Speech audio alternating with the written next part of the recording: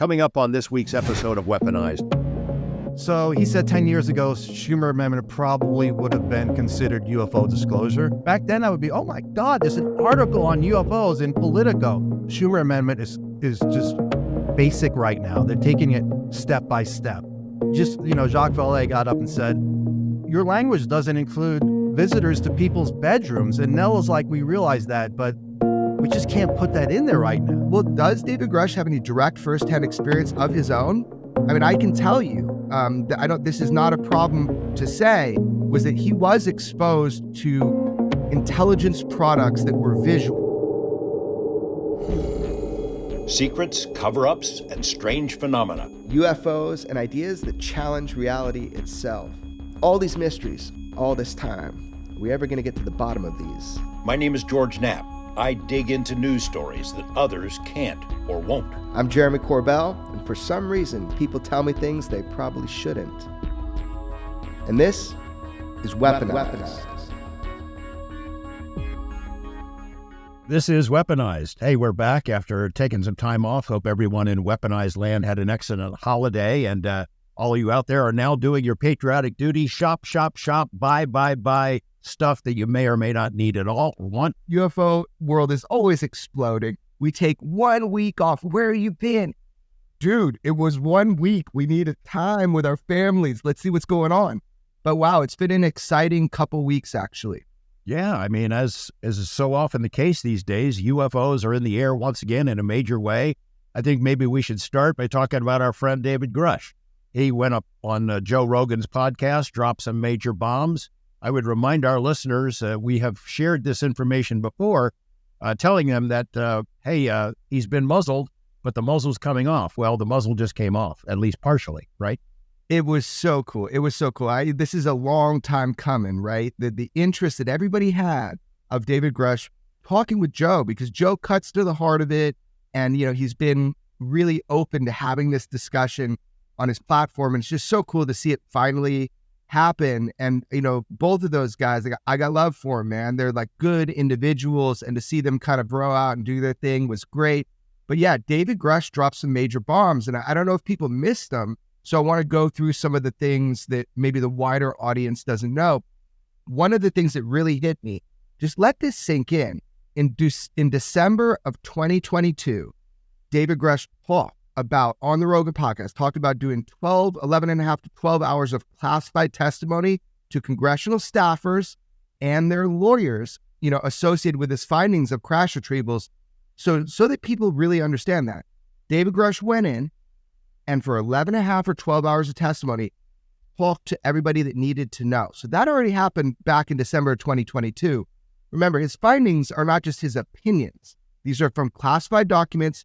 It was his job to hunt the trail of these special access programs, and he came to a conclusion and felt reprisal. So that was cool to hear him kind of admit that or say that he had thrown down so hard for everybody. Yeah, and remember, this is under oath. He's telling this stuff under oath. It's not just things I overheard or rumors I heard on the grapevine. He spoke directly to people who were involved in these programs. He gave to Congress information that specifically tells where some of these exotic materials are stored, at least where they were stored, who's got them, what they show. I mean, he gave them a lot of details that have not been made public, I suspect, but he gave specifics that somebody could follow up on, Arrow, for example, if they chose to do so. It's crazy to me that when he first approached you, that moment that I happened to be filming, and he first approached you, leaned in, and we caught that on film. But the thing about Dave was you were exposed, George, to his ICIG complaint in the non-classified form prior to anybody. It kills me that basic information hasn't been provided to people like our pitbull in the UFO world, Representative Burchett.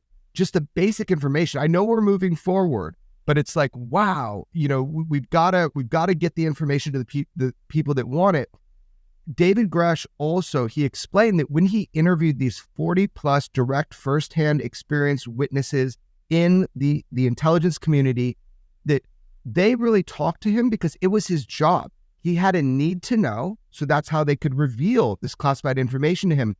He called it like a protected disclosure, that those people that talked with him felt like, well, this is a protected disclosure. So they talked with him. They gave him the evidence. But again, it's not just like he did all the interviews, that's it. He pushed them over to the ICIG. They did their own investigation under oath with these 40 plus witnesses with direct firsthand experience of reverse engineering, non-human intelligence craft. I mean, come on. So it's cool to see him say that with Joe on the Rogan show. Yeah, people are speculating, Dave Grusch just heard this stuff. He didn't see it with his own eyes. He doesn't have any firsthand information. Well, he got it from the people who worked on that program. We've been hinting for a while that there are other whistleblowers out there. Some of them have already testified to Congress, again, under oath. Some of these names are people we know. I mean, we've talked to them, and we didn't get their names through Dave Grusch. He's been walking a line with us and with others. But in fact, there was a gathering in D.C. after that July congressional hearing. Jeremy, I don't know if we should mention this, but there was a gathering after that event at a watering hole in Washington where a lot of these folks, these whistleblowers, who may or may not want to be known as whistleblowers, all were in the same room. Remember that? I do. And, that was, I guess because we're talking about it, that was a pretty surreal experience because we had just come out of some pretty serious meetings with people. And when we walked in the room and people were being introduced to us as if it was for the first time, everybody's looking at each other being like, should we tell them? That we had been talking with people for years prior. So it's funny when you're investigating this stuff and you get good sources, and then we walk into a room of spooks. You actually said something to somebody who at the time, I don't think you knew who it was, but now you do. And you said, man, you can't throw a nickel around here without hitting a spook, and silence in the room because it was true.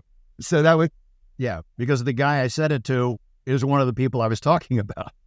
It totally. And so, but anyway, kind of let's move away from that. It's a little bit dangerous territory right now. Let's see what happens with everything. But I do want to bring up, there's a few things that David Grusch said on the Rogan podcast people have been talking about and interested in. A couple really stood out to me. There was just one example where I think Joe asked David, do other countries know about our reverse engineering programs? Has stuff leaked out to them? And he goes, well, let me give you something that'll kind of answer your question. He talked about there was some other country where there were internal intelligence reports that were leaked out of that country showing that they knew about our UFO reverse engineering programs. Definitively, they knew. And I'm listening to that thinking, oh, do you mean the classified Russian documents that George Knapp smuggled out of Russia? And indeed, that's what he was talking about. What you did, patriotically for the United States, bringing information back at your own peril, your own risk. David Grusch texted me earlier today and was like, that was some Jason Bourne shit, like getting that stuff out. But it really was. And being able to provide that intelligence, when asked, to our intelligence agencies. I mean, it was awesome. It was awesome to see that was mentioned on the Joe Rogan podcast. Yeah, that stuff from Russia, I know the public hasn't seen the bulk of it. I've reported about it for a couple of years, but, a lot of years. But the bulk of the actual documents haven't been released. But they were provided to Congress back in the 90s. And I didn't spill that as sort of being a spy for the U.S. government. I shared that information because the people who gave it to me wanted it to be shared with our government. They wanted to start a dialogue back then. So that's why I did it. It also went to NIDS, the Bigelow team. It later was part of the OSAP program.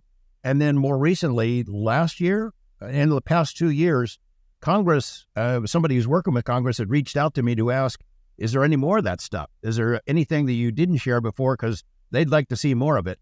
And unfortunately, I didn't have anything to give them. But I was glad to see Grusch referencing that, and I'm glad that it made an impression with him.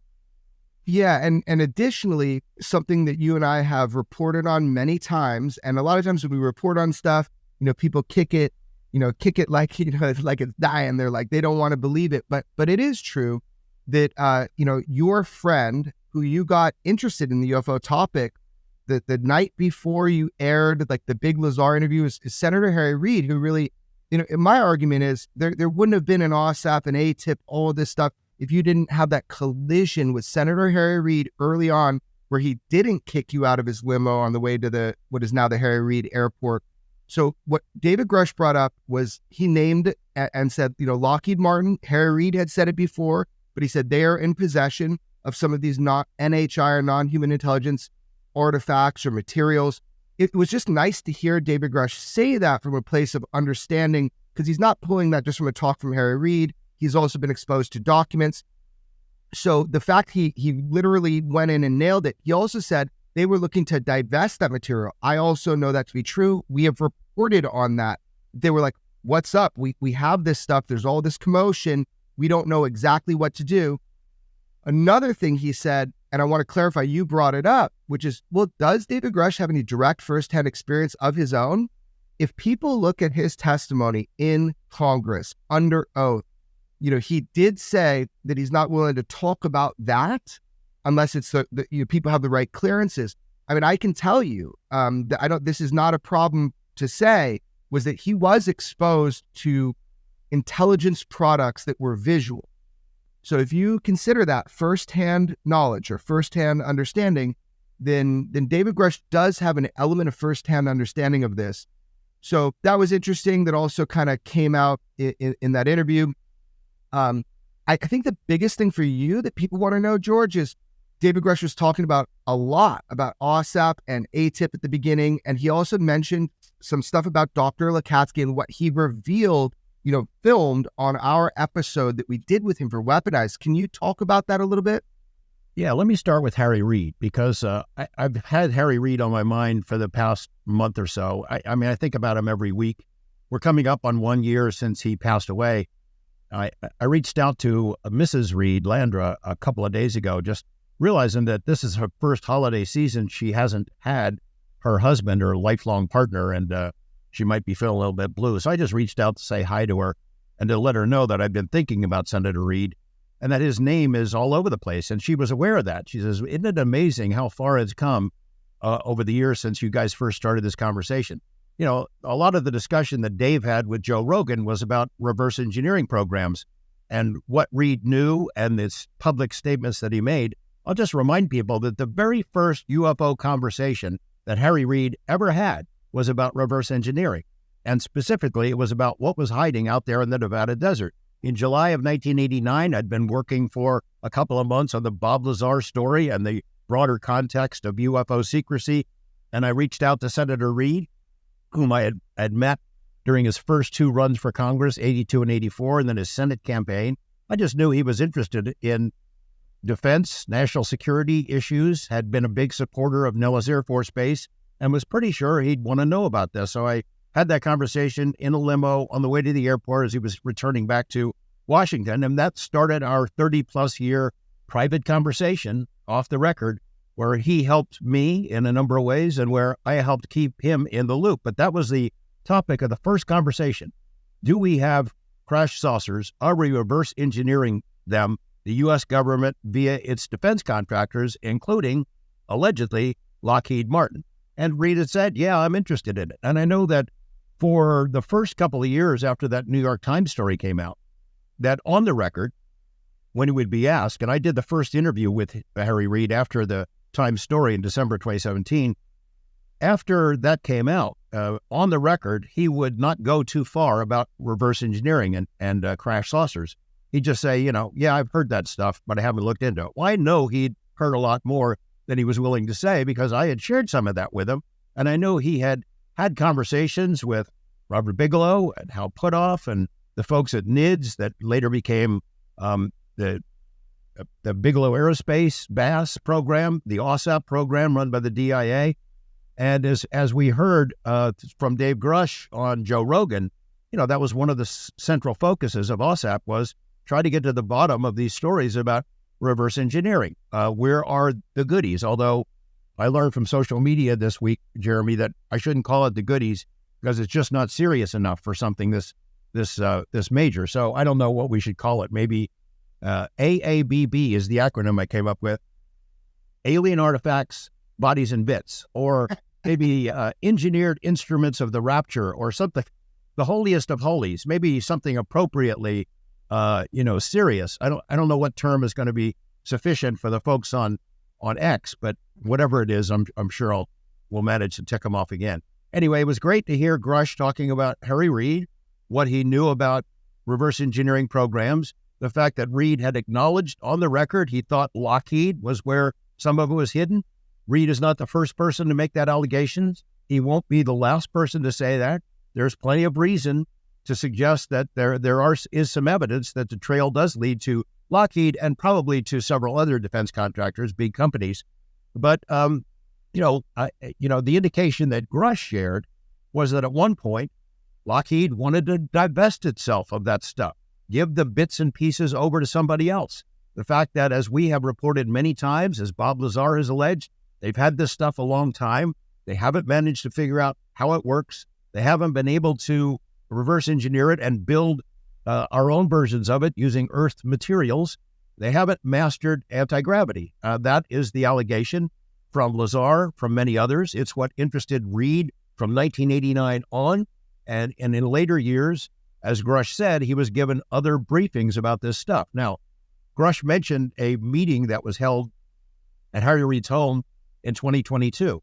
I can attest that that meeting really did take place. And the reason I know is because I was invited to it. I did not go, and I did not know that it was going to be Grusch who was there. I knew generally the people who were invited, and I will someday reveal the name of the guy who organized this, but or maybe I'll let him reveal that himself because I don't want to spill those beans just yet. But a lot of what Dave said resonated with me because I know that it's true, and I've sort of lived it for a long time. Yeah, so another cool thing was we got to finally, it's been a while, we got to hang out with Bob again. And so the three of us were in Vegas hanging out. And that was really cool just to kind of get Bob's impressions of everything that was going on. Actually, the day the episode launched with Grusch and Rogan, I'm watching, Bob walks into your downstairs and he's like, oh, good. I'm really glad that he's telling it like he knows it. He did, it's not even mentioning Bob or anything like that. Just like he seemed like optimistic that people were coming forward, which is crazy because he's been so shut down by our government for so long. We knew that Rogan would ask Grusch a question about Lazar, and he did. And then they never came back to it, though. Didn't get to hear an answer. We haven't heard what Dave is going to say about Lazar. I don't know how far he'll go, but maybe that'll come out at some other.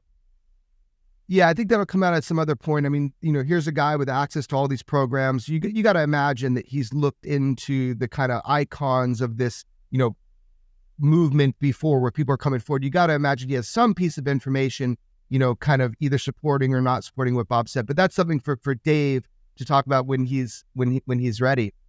So George, I wanted to ask you a little bit about the Soul Foundation. I wish I could have been there. If you and I had figured out how to be in two places at one time, would have done that.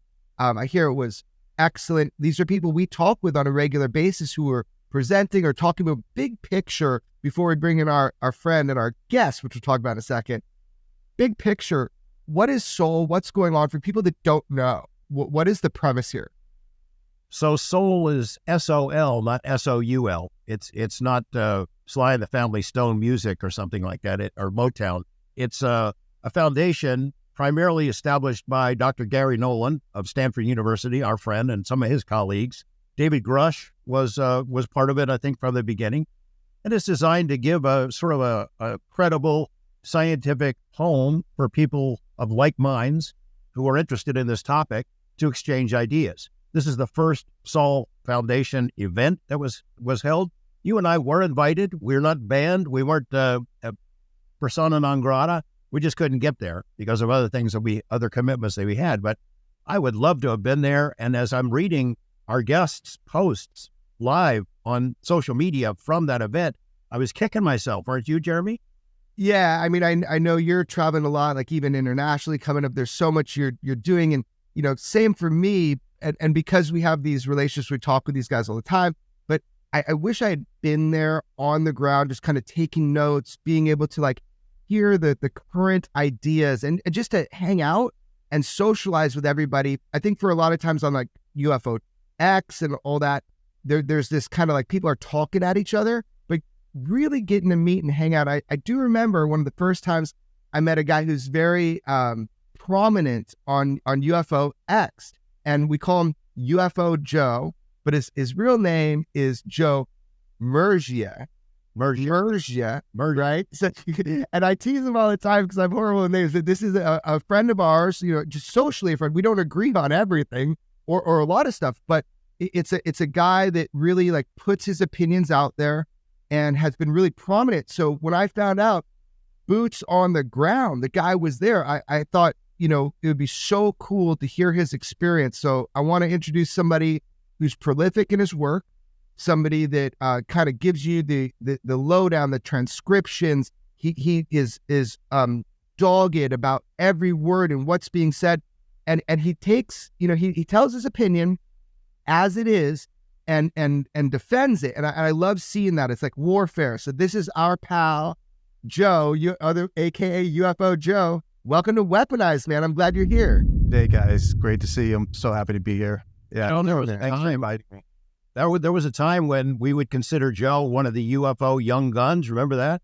Yeah. I was never young at that time, but I shut my mouth and I took it. Yeah.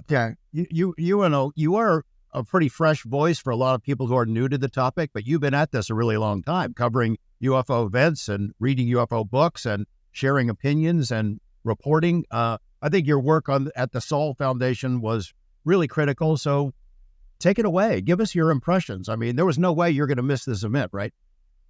No, and it was invite only. So I asked Garry Nolan, I'm like, can I come? He's like, yes. So I'm like, thank you.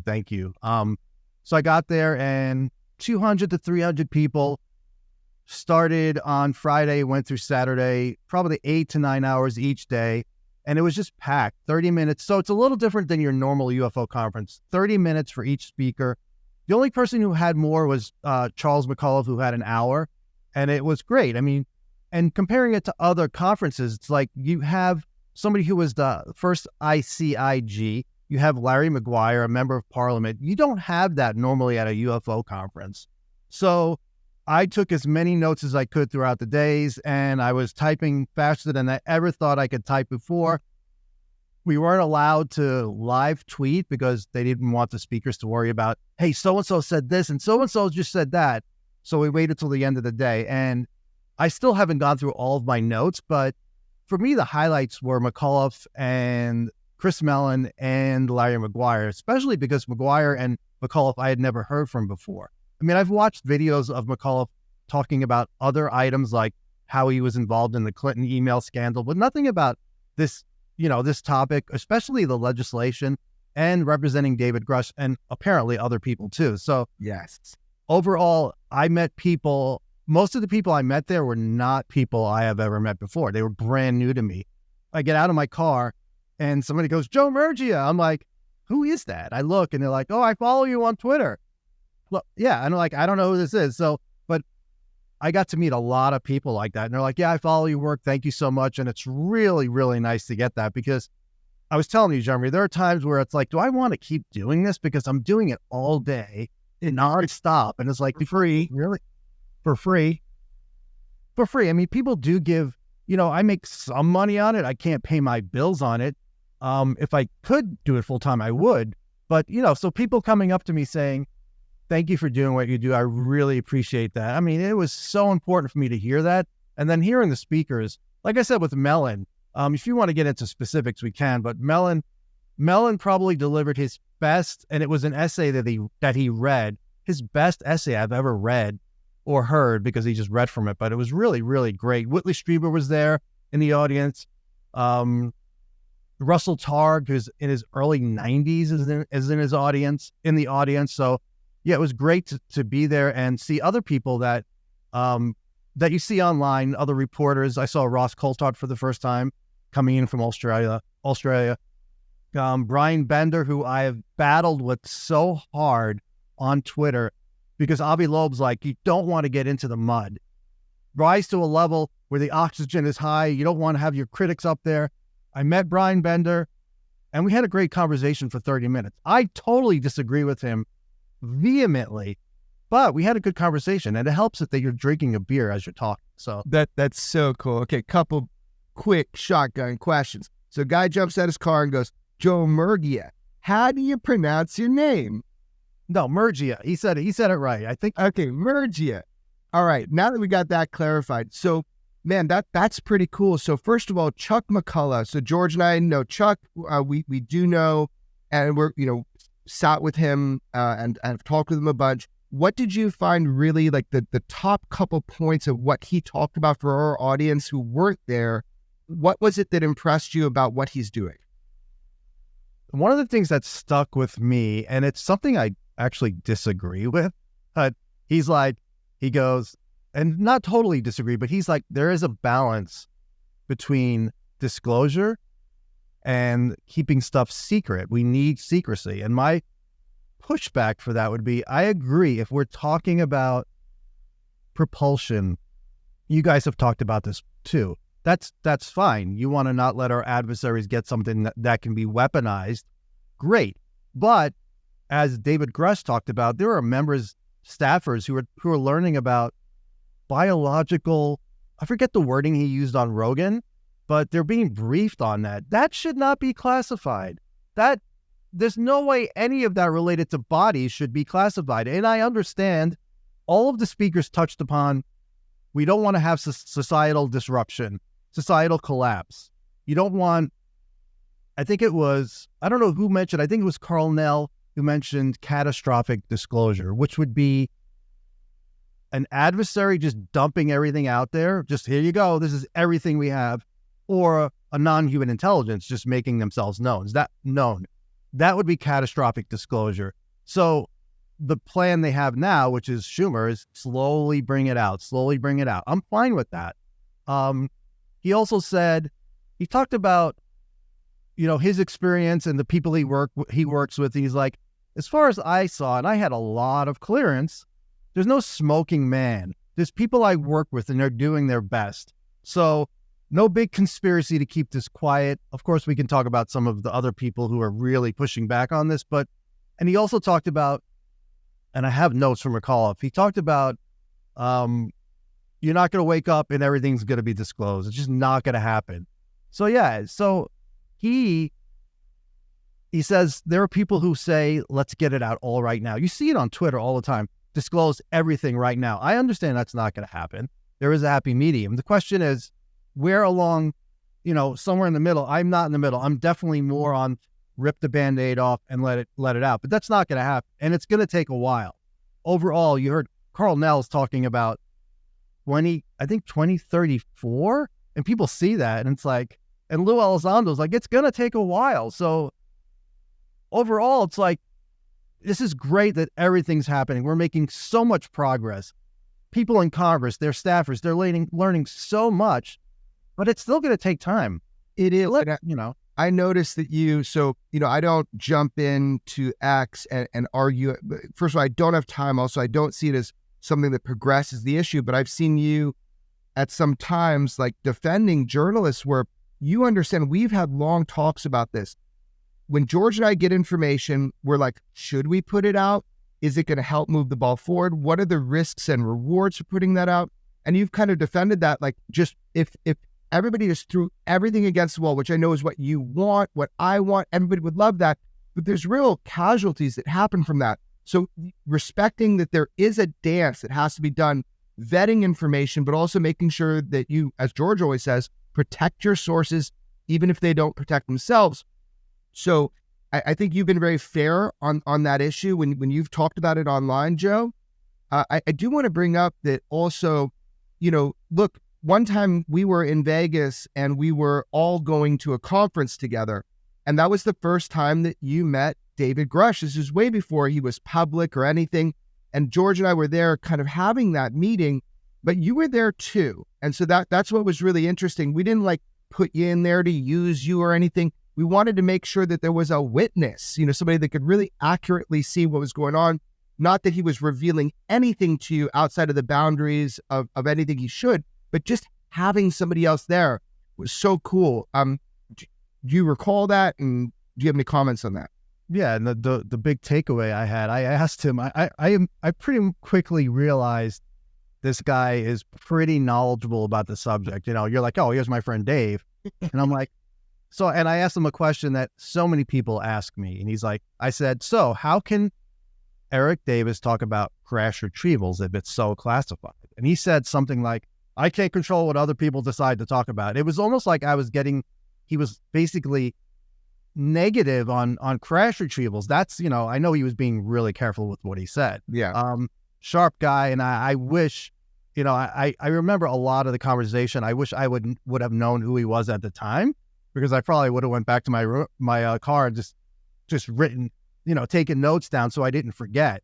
But I knew later on, like, this guy's going to be important. And, Yeah. Well, Joe, honestly, that's why, we didn't straight tell you that was, just because out of the confidentiality, right? Making sure that somebody is, you protect sources, even if they don't protect themselves. He was in a very precarious situation. I mean, he came to George for protection, make sure somebody knew the essence of his story, but it was just too perfect that you were coming, that we didn't have a witness sitting there. So that was a pretty neat thing. And to see how that has all developed has to kind of be Twilight Zone-like for you. Well, we think, Joe, by the way, we figured it's a Star Trek convention. We know what kind of crap we're going to get about this. And what eventually Dave Grusch will get crap. Oh, gosh, it's goofy sci-fi stuff. So we did want to sort of take advantage of you by having you be a witness that this meeting did take place, and we were there with him, knowing that eventually Dave's name and position were going to come out. And you're a good listener, Joe, so I know you picked up a lot more than you're saying right now, so that's good. And you didn't. I invited myself. I said, you're going to be in Vegas. Let's get together. It's not like you reached out, like, let's get Joe in here. So, yeah. No, I just thought it was a cool thing. I mean, over the years and the way you've paid attention to everything, not a lot of people do this, man. I think people need to appreciate that about, the work that you're doing. Look, man, we do this because we love it. We do it because we're learning something. It's uncharted territory, so even though we don't agree on a bunch of stuff and, that maybe that's a misconception, that's not human nature. You don't need to agree on everything. It's just the idea that, like, we're all working on the same thing and going in the same direction. So that was pretty neat. So tell me a little bit about Larry McGuire. I'm super curious about this. George and I had a conversation, which we can't talk in detail about, but when it comes to Larry, and did he just go up on stage and give a presentation? Did he admit that he wrote that memo that we put out on Weaponized? It was like, hey, we got to get ahead of this before people find out we're lying. Did he address that at all? He didn't directly address it, but what he said, and you guys know the memo better than I do, he said, we need to be prepared if somebody comes forward with information that shows we have unknown material and technology, which I believe was part of what that was. He was like, listen, guys, we don't want to be caught with our pants down. We need to know what's going on. Is that correct? Am I remembering that properly? 100%. That was the whole tone of the memo, is that the Five Eyes Foreign Materials Program has a reverse engineering program of NHI material, that was something that he thought their government should get ahead of. Like, hey, this might be coming out. I'm hearing whisperings this is coming out, and it is indeed true. So I really wondered if he doubled down and, like, admitted, more openly that was his intent of writing that memo. He didn't go further than that, but just with my notes, he said citizens are not banging down their doors asking about UAP. And even with Grusch's testimony, it's really hard for politicians to grab onto this unless they have something concrete. And our own folks in government aren't as engaged as much as I'd like, and breaking down stigma will take time. And he said, the problem is they don't have access to classified information in the parliament. I think that the folks in the executive do. So he says they learn via leaks, talking to people and doing their own legwork. And it's funny because he mentioned Schumer, and he goes, if you think they put a sociologist on the panel of the 9, he goes, to reveal prosaic answers, you have poor analytical skills. And then he ended, he said, Grusch's hearing testimony on the 23rd or 24th of July did have an impact in Canada with them. So I want to return to Chuck McCullough, because I think we kind of glossed over that. Chuck McCullough was the Inspector General for the intelligence community. He helped write the whistleblower law. He is David Grusch's attorney. We tried to get him here on Weaponized, and we're this close, and maybe that'll happen sometime. But Joe, did you get a sense from him, who would have had access to a lot of really sensitive stuff? He's now representing other whistleblowers, correct? And did you get a sense that he has heard any of this stuff before Grusch, that he had ever been exposed to this kind of information? No, he did not hint at any of that. But one thing he talked about, he goes, with Schumer, because people are complaining about Schumer. They're like, they're going to take this and they're going to bury it even deeper. And he's like, listen, just because the law is passed, it doesn't mean the agencies are going to abide by it. We all know that. We all know it's not perfect. But to think that somebody like McAuliffe, Grusch, and Nell don't realize that, I mean, unless you think they're all some secret group that's really trying to keep this from us, it's all a big front. I mean, Schumer is the beginning of this. As far as McAuliffe, no, he didn't hint at any more about that. He talked about growing up in a household where he was taught not to trust the government. But he's like, there are people out there that don't trust anything and they want everything declassified. He's like, like I said, somewhere in the middle. So yeah, you guys, you said, is he definitely representing other whistleblowers? Because I got that. I heard that. Yes, 100%. I can affirm is representing. I know some of them. Yes, he is. People with firsthand direct knowledge, 100%. And the process through him is creating these ICIG complaints and filing it that way. It's not going to Arrow because there's a distrust now because of how Dr. Kirkpatrick has straight up lied and obfuscated about some of the testimony and information that has been presented to him. So yes, 100% open secret. Chuck McCullough is representing other whistleblowers that have direct firsthand knowledge. And George and I know and have talked durationally with a number of them. Can I get you to bring our audience up to date about Carl Nell, who he is and what he said? Because we've never discussed him on this program, so you're our guy to fill us in. We met him though, George, but we haven't discussed him on the program. Super, super nice guy. Before he spoke, I had heard privately that he was going to be the next head of Arrow. And then I heard from some other people who said, no, he's in the running. They have not decided yet. So I went up to him before his lecture and I'm like, and he's a retired Army colonel and aerospace executive who came out publicly in June in the debrief article about Grusch, basically backing up Grusch, talking about, yeah, this stuff is real, talking about crash retrievals, which is huge. And then we had Jonathan Gray, who's a cinnamon, not his real name. But Nell, I went up to him, I'm like, talked to him, and I said, thank you for what you're doing. Thank you for going public. And he's like, thank you for saying that. We talked a little bit about Eric Davis because we both know Eric. He knows Eric. And I said, I got to ask you. I said, is it true? And I knew he wasn't going to answer, but are you going to be the next head of Arrow? He's like, he smiles. He goes, don't believe everything you read. So yeah, whether or not that happens or not, he would be such an upgrade from Kirkpatrick. And is Kirkpatrick lying or is he playing word games? And that whole thing, we can get back to that. Well, if you have that conversation with your family, isn't like, a lying through omission? I mean, isn't that a thing? Yeah, he's lying. So he's using word games for the legality of it. Define extraterrestrial compared to NHI. Did you see him dodge that question when he did that press conference about the definition of NHI? It was absolutely ridiculous. So without getting too much into the weeds, look, man, he is not doing what he is purporting to do for the United States of America, for our government, but most importantly, for the people he's supposed to represent. So that's just how it is. It's Project Blue Book 2.0. Would a change in guard help that? I don't know. Maybe if Carl Nell got in position, it would, but that's not, I don't want to go too far on this, but sure, his name was floated, but is he going to get that position? Yeah. Before we leave Carl Nell, because Joe, can you fill us in on what he said to the conference? Yeah, I'm gonna use my notes. So he said 10 years ago, Schumer amendment probably would have been considered UFO disclosure. Now, people such as myself, I'm so spoiled, and I've talked about this before. It's like, I see something like this, and I realized how important Schumer is, but there are other things in the past. 10 years ago, if I would have seen an article, like a specific article that I would be critical of now, back then I would be, oh my God, there's an article on UFOs in Politico.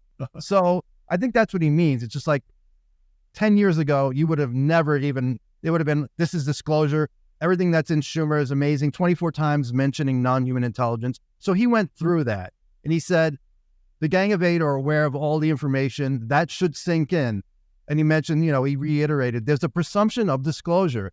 Doesn't mean they just think about declassifying. It means there has to be an argument against.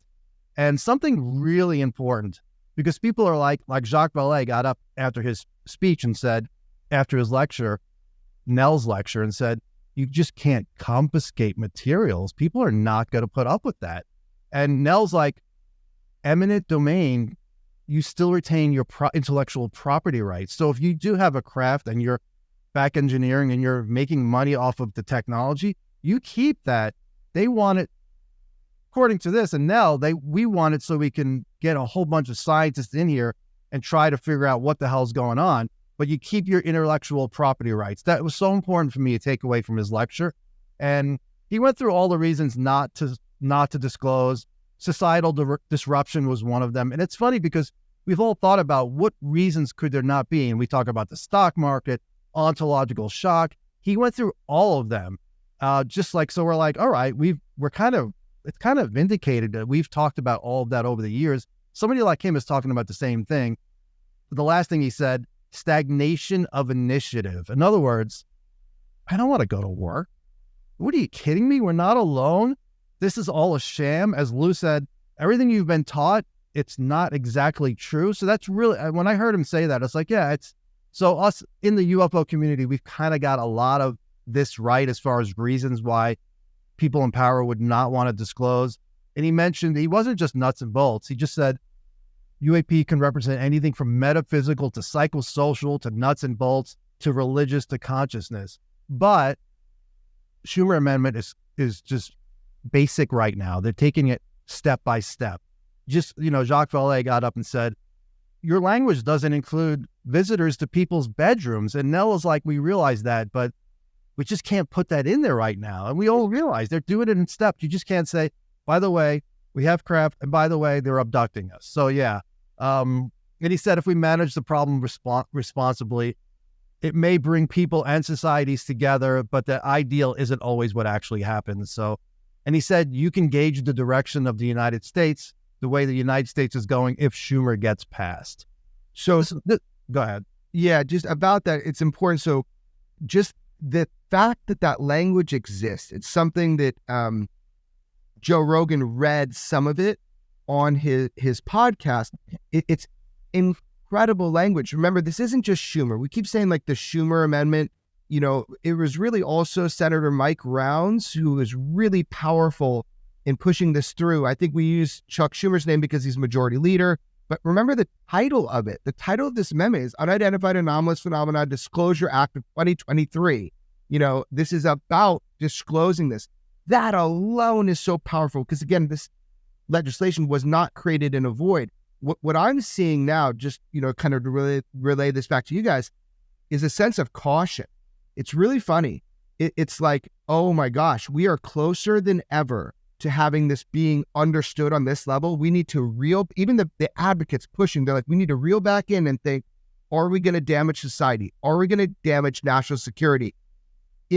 Whether or not this bill passes as it is, the amendment passes, a lot of the legislation is already going. And that's the thing. So even if the Schumer Rounds part is watered down or kind of bartered for something else, we've made huge strides with this. I think the reverse engineering part, the cutting off of funding, if that stays in, that's a statement. You can't, like Lockheed, you can't keep working on this and getting our funding if you're not going to give us oversight. I think that's the key. No matter what form this passes in, it's going to be huge. Yeah, and several people brought up the fact, even if it does, let's say none of it passes. McAuliffe said it. I think Mellon might have said it, but basically, there are other ways to make progress besides legislation. In the meantime, maybe it gets brought up again later on separately, but like you talked about the hard way, whistleblowers going public. Yeah. And enough of them who are credible, people are going to wake up, especially hopefully, and I asked this question of folks who went, do you think if multiple whistleblowers came forward, that would make the Washington Post and New York Times cover this? And most people are like, yeah, I would think so. I would hope so. You talk about how close we are. Garry Nolan said David Grusch coming forward rearranged the chessboard so much so that I think we're close to checkmate.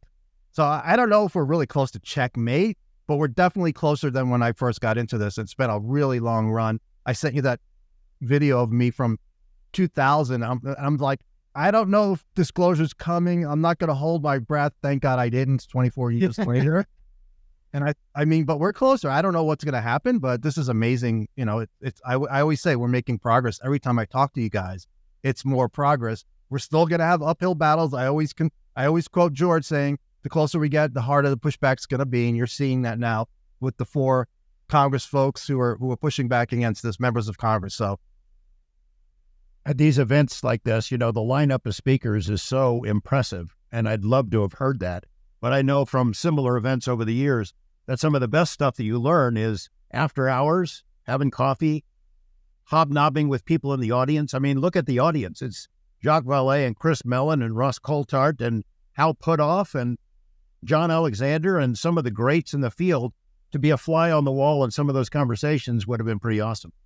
No, it would have been great. And Christopher Mellon was so, and I didn't see everybody else, but I saw people going up to Christopher Mellon constantly, and he was always accommodating. In fact, he's going to get lunch one day. He couldn't eat because people kept coming up to him. I don't think he ever ate the entire weekend, which would explain why he's so skinny. But yeah, it was great. And, went out afterwards, hung out with Ross Coulthart, Marek von Rennenkamp, who used to work in the Obama administration. So yeah, top quality speakers, top quality people there. And, it's going to happen every year. And for people who missed it, it's going to be put out. They're going to put out every lecture, every video in the near future. There's not a date. Great. Yeah, it should be coming out soon. And I want to watch it again too, because there's only so much you can grasp. He's trying to take notes and everything. So yeah. Dr. Garry Nolan, co-host, co-founder of Saul, the foundation. What did he have to say? What did he show? He said that he has a new initiative. It's called, let me see if I can find it. It's called the Stardust Repository. So they're going to do standardized testing, I think, of materials with a federation of labs and analysis tools. And they're going to deeply vet everything to make sure they don't get junk. And it's going to be organized under a public umbrella. Eventually, papers will be written and out within 1 to 2 years. He talked about something new. Maybe you guys have heard this before. They tested material from the Lonnie Zamora Socorro crash. I didn't know there was material from that. Not crash, landing. No, and I had never heard that. And then Vallée's like, yeah, there's also an officer from White Sands who saw a light in the same trajectory as you would expect coming is either to or from Socorro, which to Vallée, he said that cements the case for me, which I don't know any more details of that. So the results were clear sign of engineering on the Zamora material, clearly a result of an industrial process and an unusual level of pure silicon. So had you guys heard about that before? No. From Jacques before.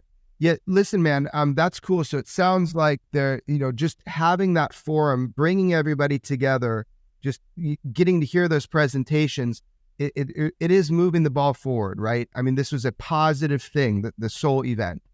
Yeah, and one person, like I said, Chris Mellon, he comes out and he starts talking. He said something, I don't know if he's ever said before, he may have hinted at it. When he first started into this, he was talking about air safety and national security. And we're like, why is he talking about that, not going down the non-human angle? And he's like, I did that specifically so I didn't scare anybody away. You just can't go in and say aliens. And I'm paraphrasing. And then he started off saying, if you're the president of the United States and you know about extraterrestrials being here, can you just go and tell the American public, hey, they're here.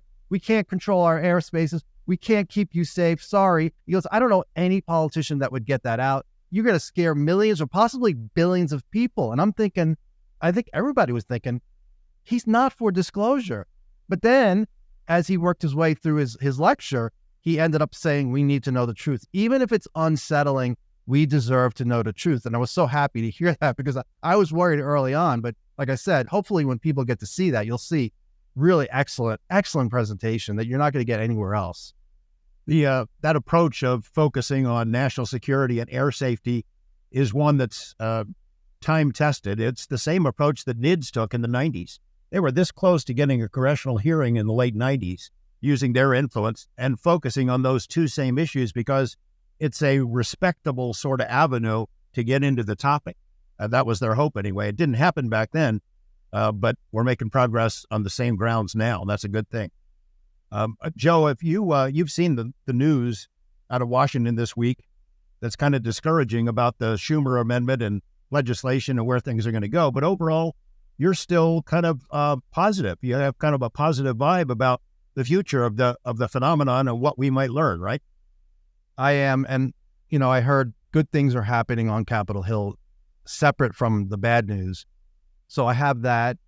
Just more of this, what we've heard, more people getting briefed, educated on what's going on. Yeah, that's true.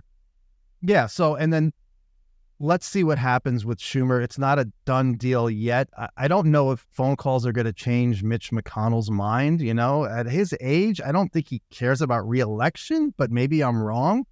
And we'll see what kind of pull and what other folks in Congress, if they say, you know what, I don't care what the speaker says. I don't care what the leader says. This is too important. We got to push this forward. If it doesn't happen now, I think as more people come forward, I think Congress is going to say, we got to do something about this, either Schumer or something similar.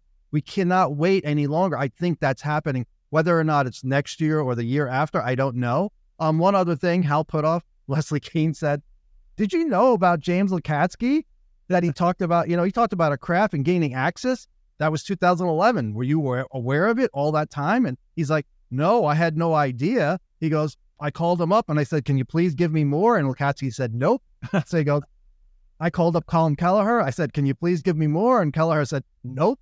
He goes, so yeah. And people are like, do you think Hal was telling the truth? I'm like, I don't know. It looked like he was telling the truth. I mean, I don't know. And he said, on what Lukatsky said about the craft, he goes, I know I can take that to the bank. I can take that to the bank. And then he said, I accept what David Grusch says, and I could take that to the bank as well. Now, that's not proof of anything, but, it's just another person saying David Grusch is credible. And if you pay attention, it's not just David Grusch, but we all know that. The skeptics, for some reason, keep focusing on David Grusch, and it's not just him. And I can't give you the names of the first-hand whistleblowers, folks. That's what people say. Name one first-hand whistleblower that's come forward. I'm like, we can't yet. Just be patient. I should point out, Joe, you're one of the few people in the UFO world who can remember statements from Hal Puthoff and Eric Davis in the past. I mean, it was on Coast to Coast one time they got asked about it, and to my utter astonishment, both of them confirmed crash retrievals, reverse engineering programs far back as 2018 on the record in public. And I remember your response was, well, I know what tomorrow's headline is going to be. Yeah. Where to go, though? Where to go? Yeah, exactly. I know. Eric Davis talked about the crash retrievals in 2018 and 2019 in detail, explaining how I think 1/10,000th of the people who have clearances know about this stuff. He went into so much detail. And Mellon reiterated, he goes, I brought Eric to the Hill.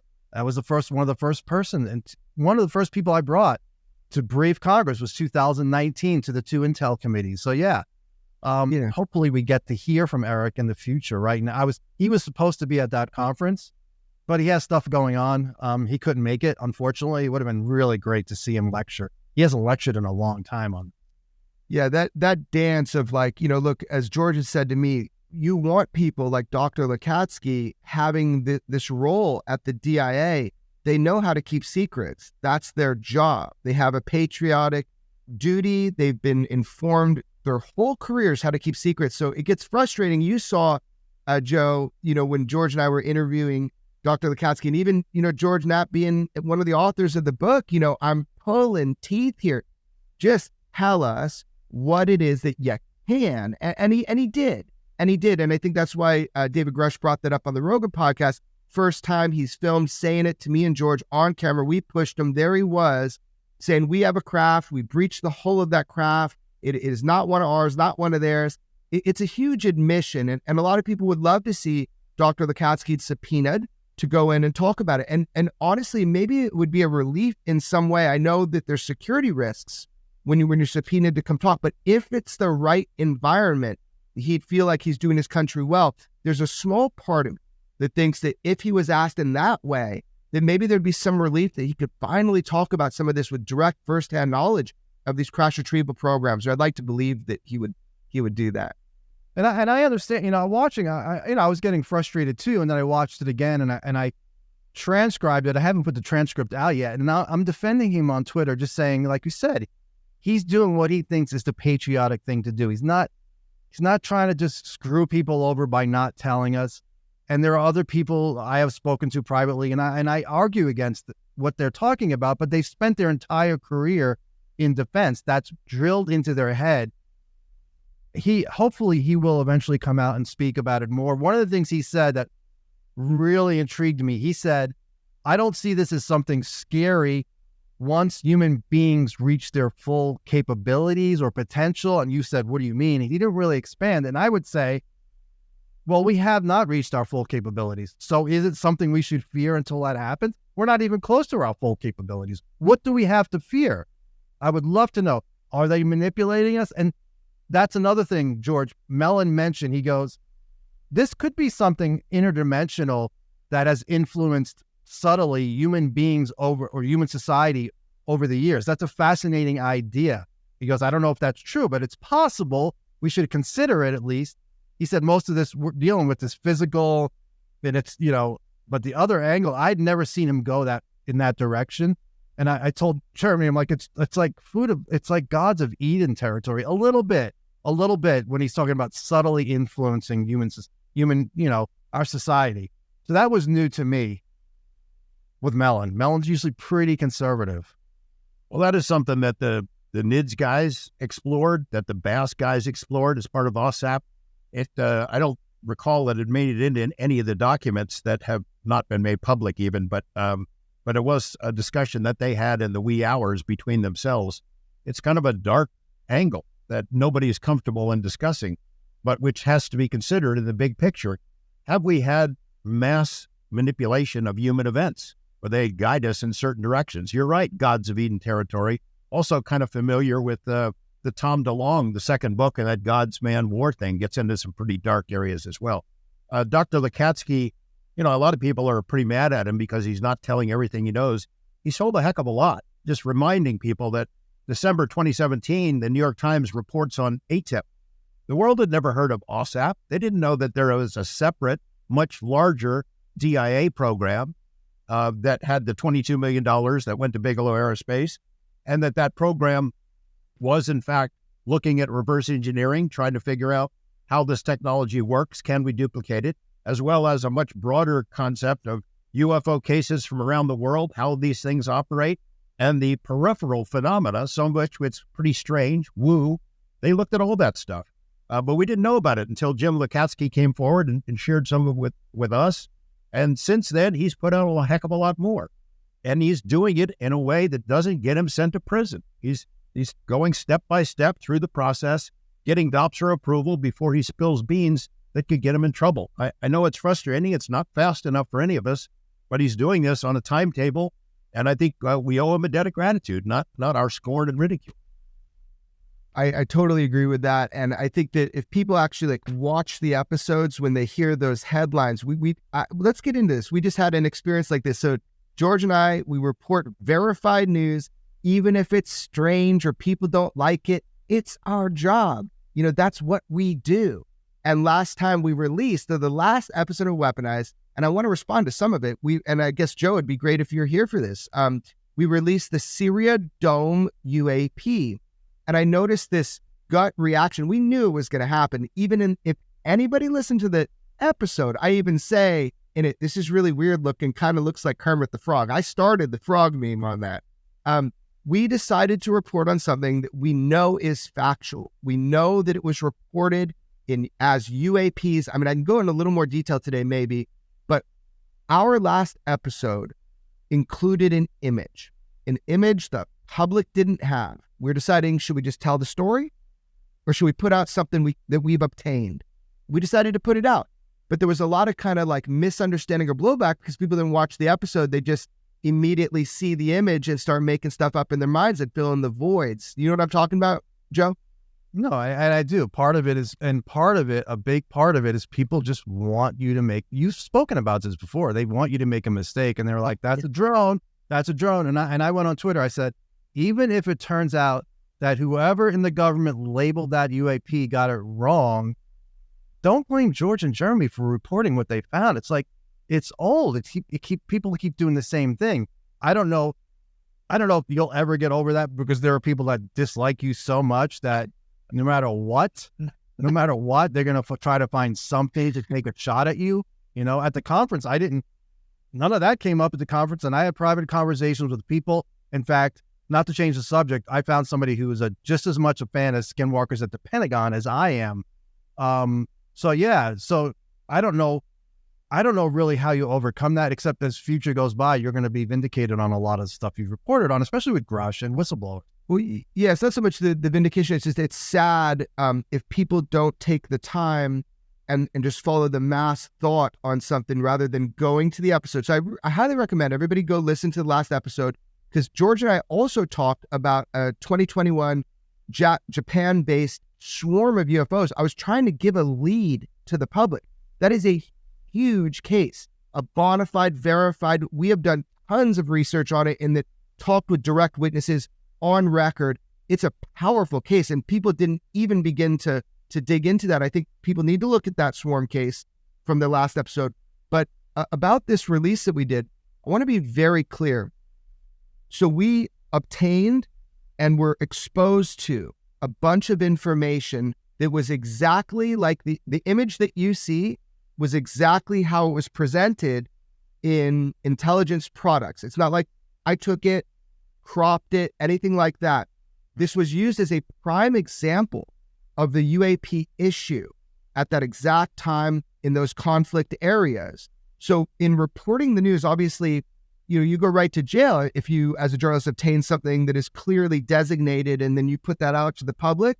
But the way that image came into me and the way that George and I could verify it, it was worthy, I think, for us to put it out and say, we don't know what this is, but our government, our Five Eyes intelligence, classified at that level, report this as being a prime example of, and I'm not making the word up, UAP, unidentified aerial phenomenon.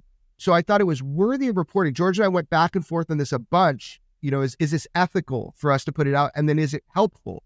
But I think it is, because I think over time, when more of that information comes out, which I really hope it will, you'll see the full significance of it. So I was happy to get it out. I'm sure people are wondering, well, why don't they put all this stuff out? Where's the supporting documentation? Now, let's just consider that for a moment. There's an active conflict zone. There's a British plane, a Typhoon, that shoots this thing down in this conflict zone. The information is shared with our allies involved in this conflict zone. Why would Jeremy and I not have access to that report? And why wouldn't we put it out? It's real stumper, isn't it? Yeah, you can't cross a line. And so, look, we could just tell what we know, what we've obtained as journalists. It is such a bonus or cherry on top if we can support it with some sort of image that the public would never have before. So it's not really about taking heat. I just feel bad if people are not really engaging the information and really hearing the report that we did for 40 minutes on this. So I encourage people to go listen to it, because it'll be helpful to what's going to be released in the near future. Hey, Joe, thanks for all the great work you do. Thanks for being here. Really appreciate it. I'd love to see that Lukatsky transcript one of these days. I tell people to go find your stuff. The stuff you did is the Jay Stratton. Is that out yet? That transcript from that? It's out. Yeah, there, right? that one is out on UFOJoe.net. Yeah, people should read that. That public exchange he had with Travis Taylor at that UFO event in LA. I mean, there's some great stuff in there. If people haven't read it, they should go to your site and check it out. I remember after it happened, I saw you and you're like, what'd you think? I'm like, it was amazing. You're like, right. It was. And a lot of people have not read it, and it's not available. I'm like, read it. It's really good. Details in there. There's so many details in there that we don't have. Well, I really encourage you, Joe. I'm a reader of your work. As you know, I don't lurk online a bunch. It's just, it's not mentally helpful to me. I've tried to push cases, but I do see what you're doing and honestly trying to push buttons and make headway. So I'm a reader of what you do. I suggest our audience go and try to tune into your X and to your blog. And just, there's a lot of people that we're friends with that I would like them to be more heard. So your voice, I think people should listen to. And, thanks so much for what you do, man. Even if we don't agree along the way and we get in our little tips, I really appreciate what you do. No, thank you guys. Thank you so much for having me on. And just one last thing. just so people have the patience, David Grusch said, we're doing this for the next generation. So whether or not it happens before that, I don't know, but just the long-term plan. So we'll see what happens. Them's fighting words in UFO world, Joe. We need it right now, and we don't want to wait for anything right now. So that was cool to talk with Joe. Like, when I do dive into social media and just kind of see what people are saying, there are some names that stick out. I love UFO Jesus, or post-disclosure world, that he brings humor, but also like insight. And then also Dan, who has his, what's that? Danny Silva as well. He's been great. But I was talking about Dan Warren. He's like, he's great. We saw him when we were at the Capitol. But there's a lot of voices that come forward, and they might not have like a show about them, or they don't have their own show maybe yet, but what they do, what the service they provide is really cool. So it's neat to have somebody like boots on the ground like Joe, UFO Joe, going in there. So it's nice talking with him. We want to say thanks to Joe Rogan too, to being so active on this topic. I mean, He doesn't need any thanks from us. His platform is worldwide and has a huge audience, but for him to put Dave Grusch on, it's a long journey for Joe Rogan, because, there was a time not that long ago when he was pretty hostile to the UFO topic. We know that he had to have questions about Dave Grusch going into that interview. It was supposed to have happened a couple of months ago, and it didn't for a variety of reasons, but I'm glad it finally happened. It gives Grusch the biggest platform he's had. I don't care where it's been covered in national newscasts. Joe Rogan, that platform goes everywhere. It's worldwide, and it's an audience that'd be way bigger than just UFO world, the usual suspects. I would add, though, Dr. Jim Lukatsky got mentioned multiple times by Grusch. I understand his frustration in that he wants Lukatsky to spill what he knows, even if it's behind closed doors to Congress. And some statements were made about OSAP and how it happened and what its focus was, and that I would only quibble with it to a little tiny degree, in that OSAP was created in part to dig into crash retrievals and reverse engineering. The $22 million was not meant to go all on crash retrieval, reverse engineering. Robert Bigelow, to my understanding, spent about $1 million retrofitting Bigelow Aerospace before he got the contract, so that facility would be ready to accept these materials if and when that day comes. They had every intention of getting that stuff, getting their hands on it, taking it from another aerospace contractor, analyzing it, and doing their job for DIA. They never got it.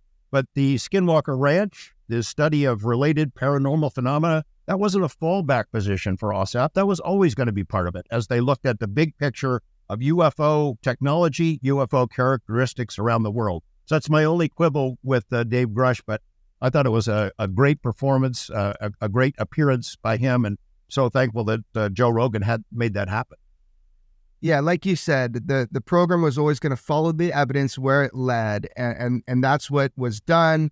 And man, it must have been so cool seeing that from inception on. I do got to say, we got to get you another pen. I swear to you, every time I confiscate a pen from you, I hear it clicking under the table as if it's to emphasize your points and drive me crazy. Anyway, George, it's great. It was great seeing you this last week. It was great doing the last drop. Everybody should go back and look at the last episode number 41, and learn about the Syria Dome UAP, aka Kermit the Frog UAP. I think that's important. And it was really neat just doing this one with Joe. I look forward to our next episodes, as we get into the new year. I think, we've got a lot to say, and thanks so much. It's always a blast doing this with you, man. Yeah, it is a blast. I just add this. At the time that we're recording this, we don't know what's going to happen with the Schumer amendment to that national defense bill. Maybe it's going to go down in flames. Take heart, everyone. The fight is not over. This is just round one. We got a long way to go, and a lot of battles still to fight. So talk to you next week, Jeremy.